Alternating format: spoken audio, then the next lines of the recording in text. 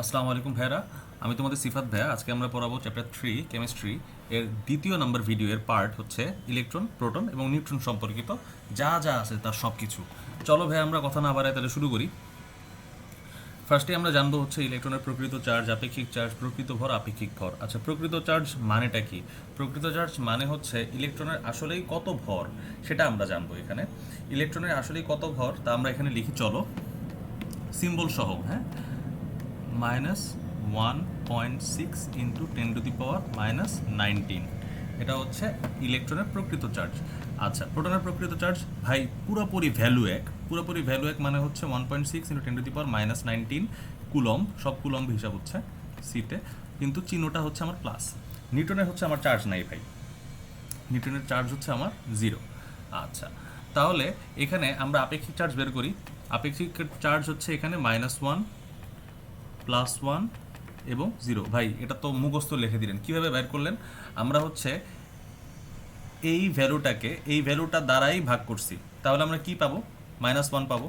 আর এই ভ্যালুটাকে এই ভ্যালুটা দ্বারাই ভাগ করছি, তাহলে আমরা কি পাবো? +1 পাবো, যেহেতু ভ্যালু এক, সিম্বল ডিফারেন্ট। আচ্ছা, তাহলে এখন আমরা চলে যাই প্রকৃত ভরে। ইলেকট্রনের প্রকৃত ভর কত? ইলেকট্রনের প্রকৃত ভর হচ্ছে 9.110 ইন্টু 10⁻⁻28 গ্রাম। আর অন্যদিকে প্রোটনের প্রকৃত ভর কত? 1.673 ইন্টু 10⁻24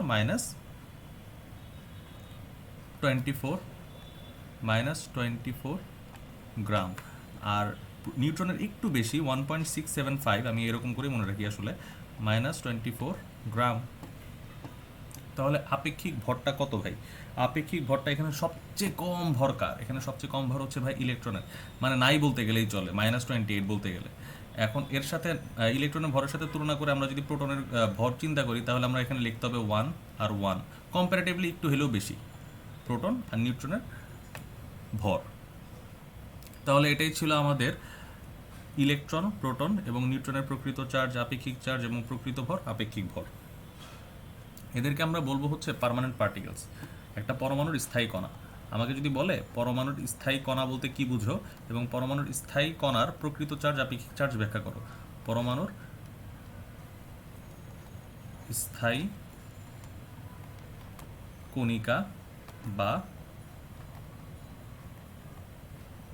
পার্মানেন্ট পার্টিকেলস। এই যে, তাহলে এই টপিকটা আমরা শেষ করলাম। আমরা জানলাম হচ্ছে ইলেকট্রন, প্রোটন এবং নিউট্রনের প্রত্যেকটার চার্জ কত, আপেক্ষিক ভর কত, প্রকৃত ভর কত, আপেক্ষিক চার্জ কত। তাহলে এর পরের টপিক হচ্ছে ভাই কিভাবে আমরা ভর সংখ্যা নির্ণয় করতে পারবো, আবার কিভাবে আমরা নিউট্রন সংখ্যা নির্ণয় করতে পারবো। একটা পরমাণুকে কিভাবে প্রকাশ করতে হয় সেটা আমাদের আগে জানা উচিত। আর তাহলে এইখানে এক্স এক্স হচ্ছে মৌলের নাম। আমরা ছোট্ট করে এখানে লিখে রাখি, এক্স হচ্ছে এখানে মৌলের নাম। আর এইখানটায় এ হচ্ছে কি ভাই? আমাদের এ হচ্ছে তোমাদের এ হচ্ছে ভর সংখ্যা, আর এখানে জেড, জেড মানে হচ্ছে প্রোটন সংখ্যা বা পারমাণবিক সংখ্যা নির্দেশ করে। জেড হচ্ছে প্রোটন সংখ্যা অথবা পারমাণবিক সংখ্যা নির্দেশ করে। তাহলে এক্স হচ্ছে মৌলের নাম, এ হচ্ছে আমাদের ভর সংখ্যা, জেড হচ্ছে আমাদের প্রোটন সংখ্যা বা পারমাণবিক সংখ্যা। আর এখানে যদি কোনো চার্জ থাকে তাহলে এইটাকে আমরা বলবো হচ্ছে ইলেকট্রন দিছে বা নিছে। তাহলে এই সম্পর্কিত চার্জ থাকা বাদে বাকি সব কিছু যে আমি বুঝালাম, তাহলে এইটুক পর্যন্ত আমরা ক্লিয়ার। তাহলে চলো আমরা নিউট্রন সংখ্যা কীভাবে নির্ণয় করতে হয় সেটা আমরা জেনে নিই। নিউট্রন সংখ্যা নির্ণয়ের সূত্র হচ্ছে এ মাইনাস জেড, মানে ভর সংখ্যা থেকে আমরা কি বাদ দিব? প্রোটন সংখ্যা বা পারমাণবিক সংখ্যা বাদ দিব। তাহলে চলো ভাই, ভর সংখ্যা থেকে আমরা পারমাণবিক সংখ্যা বাদ দিই। এখানে আমাদের দেওয়া আছে সোডিয়াম, সোডিয়াম দেওয়া আছে 23 আর 11। এখানে আমাদের প্রোটন সংখ্যা, এখানে আমাদের নিউট্রন সংখ্যা কত হবে ভাই? এখানে আমাদের নিউট্রন সংখ্যা হবে, নিউট্রন সংখ্যা হচ্ছে আমাদের 23 - 11 হচ্ছে 12। আবার অন্যভাবে যদি আমরা চিন্তা করি, এখানে 16 আছে, এখানে 8 আছে, তাহলে এখানে আমাদের নিউটন সংখ্যা কত হবে? তাই এখানে নিউটন সংখ্যা হবে হচ্ছে আমাদের 16 মাইনাস 8 ইকুয়াল টু 8। আবার আমরা মনে করি একটা মৌল নিলাম, সেই মৌলটার নাম হচ্ছে আমাদের জেড। সেই জেডের 32 এখানে দেওয়া আছে ভর সংখ্যা, আর এখানে 16 দেওয়া আছে আমার প্রোটন সংখ্যা। তাহলে এটা আমরা করব হচ্ছে 32 মাইনাস 16। তাহলে এখানে আমাদের নিউটন সংখ্যা হচ্ছে আমাদের 16, এখানে হচ্ছে 8, আর এটার জন্য আমাদের কত হয়? 12। তাহলে এভাবে আমরা নিউটন সংখ্যা বের করব। সোজা কথা, ভর সংখ্যা থেকে আমরা প্রোটন সংখ্যা বাদ দিয়ে দিব। এটা গেল আমাদের নিউটন সংখ্যা নির্ণয়ের পর্যায়টা। তারপরের টপিক হচ্ছে আমাদের ভাইয়া প্রোটন সংখ্যা কীভাবে নির্ণয় করতে হয়। প্রোটন সংখ্যা নির্ণয়ের বেলায় আমাদের ফার্স্ট অফ অল দেখতে হবে এখানে এলিমেন্টটা কোনটা, এলিমেন্টটা কীভাবে লেখা হয়েছে। চলো তাহলে দেখে নিই আমরা ভাইয়া। এলিমেন্টটা আমাদের ফার্স্টে লেখা হয়েছে এইভাবে, এক্স এ জেড। আচ্ছা, এখানে প্রোটন সংখ্যা নির্ণয়ের বেলায় এখানে জেড যা তাই হচ্ছে আমাদের প্রোটন সংখ্যা। আমি এতক্ষণ দেখালাম তোমাদের সোডিয়াম 11 23, এখানে প্রোটন সংখ্যা হইতেছে আমাদের 11। আবার এখানে যদি আমি অক্সিজেন লিখি, অক্সিজেন 16 আর 8, প্রোটন সংখ্যা হচ্ছে আমাদের 8। আবার এখানে আমি লিখতে পারি সোডিয়াম হচ্ছে Na, হ্যাঁ, ম্যাগনেসিয়াম 24 আর 12, এখানে প্রোটন সংখ্যা হচ্ছে আমাদের 12। তাই এখানে যাই দেওয়া থাকবে, এখানে প্রোটন সংখ্যা হচ্ছে বের করা সবচেয়ে ইজি, মানে দেখলেই বোঝা যায় যে ভাই এখানে 12 হবে, 8 হবে, 11 হবে। বুঝতে পারছো? তাহলে চলো আমরা তারপরের টপিকে যাই। তারপরের টপিকের নাম হচ্ছে আমাদের ইলেকট্রন সংখ্যা নির্ণয়। ইলেকট্রন সংখ্যা নির্ণয় ইজি, খুব একটা প্যারা না। চলো আমরা দেখি তাইলে। সিস্টেম 1 হচ্ছে যদি কোনো চার্জ না থাকে, মানে একটা আমরা যখন পরমাণু লিখতেছি, পরমাণুটা লেখার সময় আমাদের সেখানে যদি কোনো চার্জ না থাকে, তাহলে সেই অবস্থায় আমরা কিভাবে ইলেকট্রন সংখ্যা নির্ণয় করব। তাহলে দেখি এরকম কোনো আছে নাকি আমাদের এক্সাম্পলে। 23 11, ভাই এইখানে ইলেকট্রন সংখ্যা কত? এখানে ইলেকট্রন সংখ্যা হইতেছে যাই প্রোটন সংখ্যা তাই ইলেকট্রন সংখ্যা। যদি কোনো চার্জ না থাকে তবে যাই প্রোটন সংখ্যা তাই ইলেকট্রন সংখ্যা। তার মানে এখানে ইলেকট্রন সংখ্যা কত ভাই? প্রোটন সংখ্যা যেহেতু আমাদের 11, ইলেকট্রন সংখ্যা হচ্ছে আমাদের 11, কারণ এখানে কোনো চার্জের উল্লেখ নাই। ভাই চার্জ থাকলে কেমন হবে দেখতে ইলেকট্রনটা বের করা, সেই ক্ষেত্রে কীভাবে বের করতে পারবো সেটা আমাদের আরেকটা বড় কোশ্চেন, তাই না? চলো তাহলে আমরা সিস্টেম 2তে সেটাই আমরা শিখে আসি। সিস্টেম 2তে আমরা লিখবই হইতেছে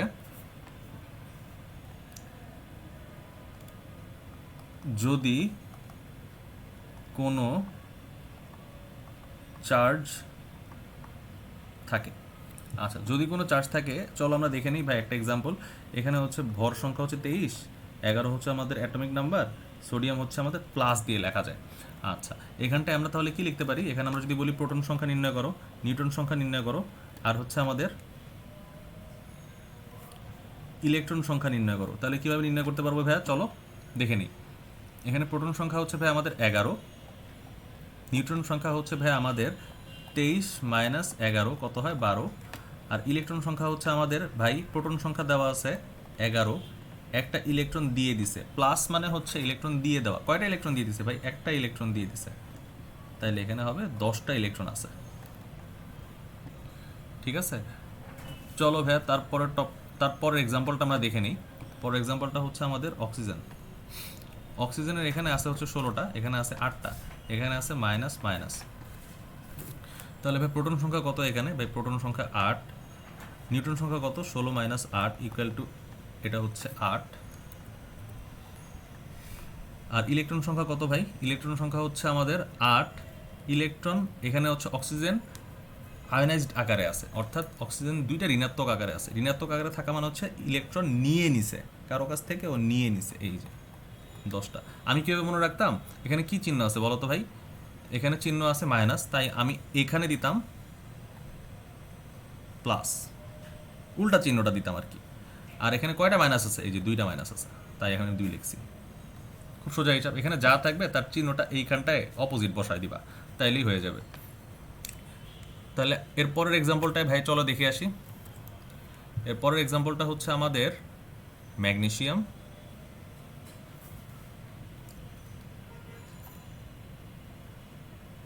এটা হচ্ছে ম্যাগনেসিয়াম 2+, এটা হচ্ছে আমরা দিব 24 আর 12। হ্যাঁ, তাহলে এখানে ভাই প্রোটন সংখ্যা কত? ভাই এখানে প্রোটন সংখ্যা হচ্ছে 12, যা দেখতেছি আর কি, এই যে 12টা দেখলাম, এটাই বসাই দিলাম। নিউট্রন সংখ্যা কত? 24 - 12 হলে 12 হবে। তাহলে এখানে ভাই ইলেকট্রন সংখ্যা কত? ভাই ইলেকট্রন সংখ্যা হচ্ছে, প্রোটন আছে আমার 12টা ছিল, দুইটা ইলেকট্রন সে দিয়ে দিছে,